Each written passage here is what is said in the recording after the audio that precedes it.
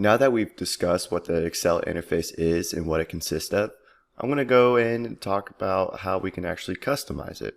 So for starters, I'm going to show you how to customize the Quick Access Toolbar. There's 3 different ways to do this. I will show you all 3 just so that you get a little bit more familiar of how to add commands to your Quick Access Toolbar. Now the first way, we can click this drop down menu. Now these are just a few commands that we can easily access. For example, if you do a lot of printing, put Quick Print up here. As you can tell, a printer icon appeared, so anytime we want to print, all we have to do is click that icon. Now another option to do is anywhere in your ribbon, let's say if we go to the Data tab, you can right click any command. For example, I'm going to click the highest to lowest sort command. I'm going to right click it and click Add to Quick Access Toolbar. Now you can see that icon popped up there. And then the last way is go to File, Options, Quick Access Toolbar.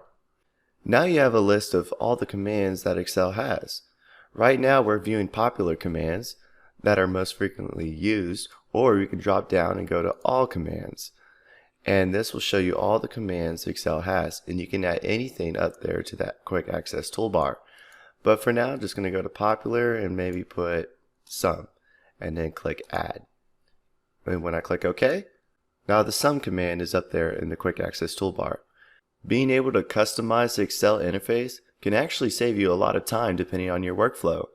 So instead of going through the tabs and finding the commands, you can just put it right up there in the Quick Access Toolbar for easy access.